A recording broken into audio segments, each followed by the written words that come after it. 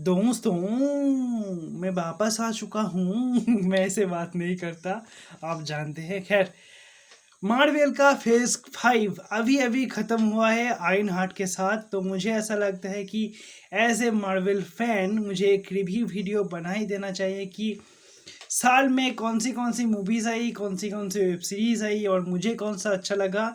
ये मेरा personal choice वाला वीडियो है, तो आप इसे ध्यान से देखिए और अपना ओपिनियन कमेंट में दीजिए कि आप मुझसे एग्री करते हैं या डिसएग्री करते हैं। तो लेट्स बिगिन। मैंने एक लिस्ट बनाया है मार्वल मूवीज़ का और वेब सीरीज़ का। सबसे पहले बात करेंगे वेब सीरीज़ के बारे में, तो सीक्रेट इन्विजन आता है सबसे पहले। मुझे ठीक ठाक लगा, उतना कुछ खास नहीं, उतना कुछ बेहतर नहीं। पोटेंशियल बहुत था लेकिन इसे यूज़ नहीं किया। जैसे कि गाया का कैरेक्टर बहुत ओवर पावरफुल दिखाया गया लेकिन उसका कोई सेंस नहीं बनता। निक फ्यूरी को डम दिखाया गया, जो निक फ्यूरी हम देखते आते हैं हमेशा बचपन से। मतलब आयरन मैन 2 से मैंने निक फ्यूरी को देखना चालू किया, मतलब वहीं पे उनका पहला अपीयरेंस था हालांकि। तो वो जो निक फ्यूरी था, ये सीक्रेट इन्विजन में अपना शो मिलने के बाद ये अपने वाइफ के ही पीछे भागता रहता है और वाइफ निकली भी तो क्या। स्कल बेकार था, घटिया था, लेकिन कुड बी बेटर। यही होगा अगर आप एआई से स्क्रिप्ट लिखवाओगे तो। खैर, नेक्स्ट बात करते हैं। तो लोकी खाओ ना खाओ, लेकिन लोकी का web series epic epic epic से भी epic, god of stories, the god of multiverse और the god of mischief. 3 title अगर एक आदमी का हो तो समझ ही जाओ कि क्या ही खतरनाक वेब सीरीज थी। बहुत बहुत बड़े स्केल की वेब सीरीज थी। मार्वल का शायद ये जबरदस्त वाला वेब सीरीज थी। ऐसा वेब सीरीज ना मार्वल में कभी बनेगी और ना बनी है। लोकी एकदम टॉप नॉच कैरेक्टर है और हम लोग उसे डूम्सडे या फिर सीक्रेट वॉर में देखने के लिए बहुत ही बेताब है। तो लोकी दिल में रहते हैं हमेशा, तो बहुत अच्छा था।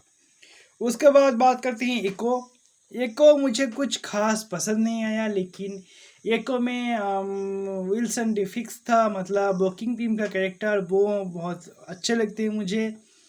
और इको वैसे एवरेज कहूँगा मैं। अगर रेटिंग की बात की जाए तो मैं उसे 5 में से 3.5 स्टार दूंगा और कुछ नहीं दूंगा, बस ओके ओके था। फिर बात करते हैं अगाथा के बारे में। तो मार्वेल कॉस्ट कटिंग इतने अच्छे तरीके से करके और एक बेहतर स्टोरी दिखा के, एक मतलब केओस वाला एक वेब सीरीज अगर दिखा सकता है और कोई है तो वो सिर्फ अगाथा ऑल अलोन था। बहुत ही अच्छा था, बहुत ही अच्छा था, लेकिन आपको ये कभी नहीं पता चलेगा कि इसमें सबसे कम पैसे लगाया गया था और वेब सीरीज धांसू निकला। खैर, अब बात करते हैं अय है अंधे सुपर हीरो।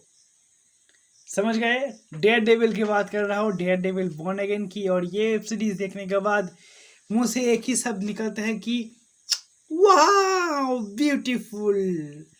ये वाला लुक मैंने डेयर डेविल, जो नेटफ्लिक्स वाला डेयर डेविल था, उसमें नहीं देखा। ये अलग है। ये डेयर डेविल मारने से पहले नहीं सोचता, ये कुछ भी हद तक जा सकता है और जबरदस्त था। मुझे देख के बहुत अच्छा लगा, रूह को सुकून मिला।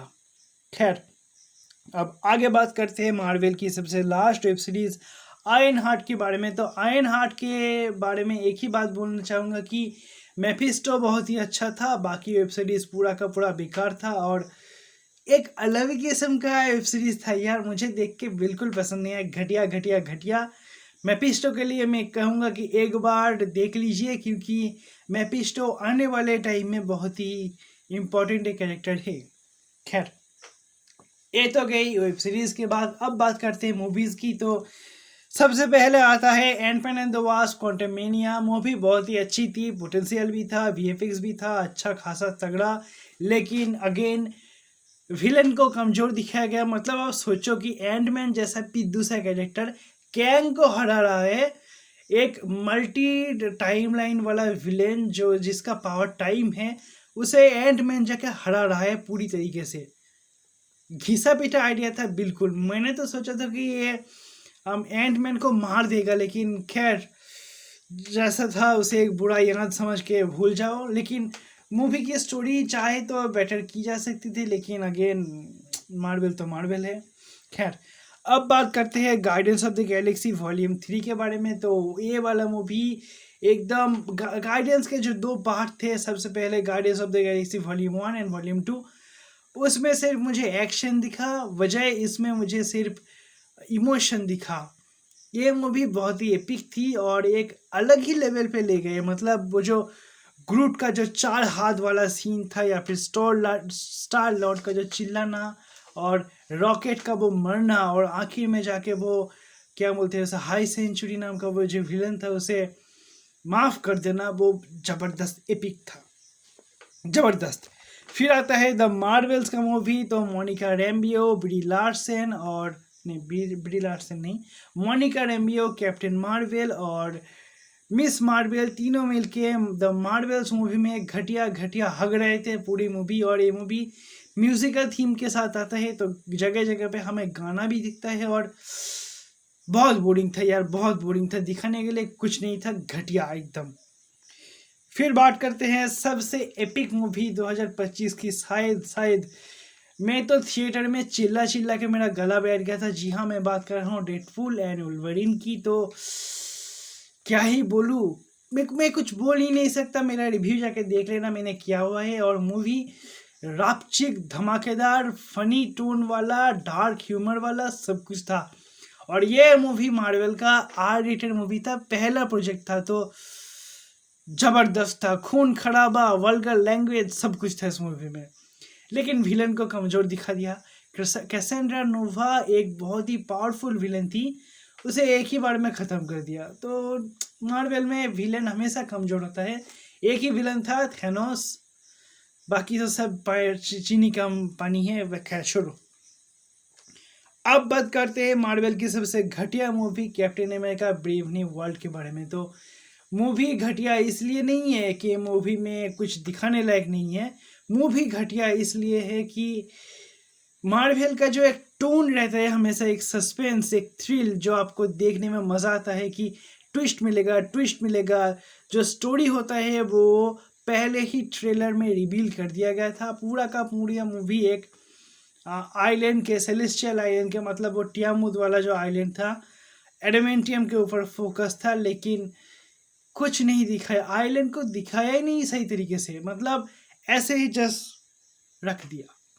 खैर, आगे बात करते हैं सबसे आखिर वाला मूवी थंडरबोल्ट्स के बारे में।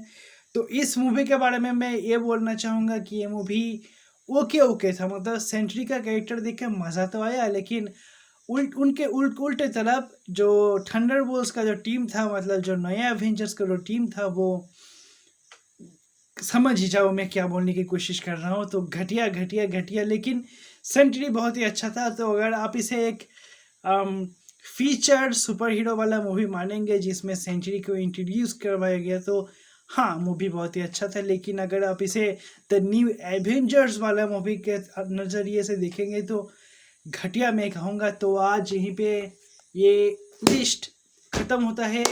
फिर मिलेंगे किसी नए वीडियो में किसी नए टॉपिक के साथ, और आप मुझे बताना कि इस साल या फिर इस फेज़ 5 में आपको कौन सी मूवीज़ अच्छी लगी, कौन सी वेब सीरीज़ अच्छी लगी या फिर घटिया लगी। अब फैंटास्टिक 4 फर्स्ट स्टेप्स के साथ मार्वल का फेज़ 6 शुरू होने वाला है, और कुछ ही दिन बचे हैं, मतलब कुछ ही हफ्ते शायद। तो मिलते हैं उसके रिव्यू के साथ। मैं कोशिश करूँगा रिव्यू जल्द से जल्द लाने की, और बाय बाय। फिर मिलेंगे 10 विदानियाँ।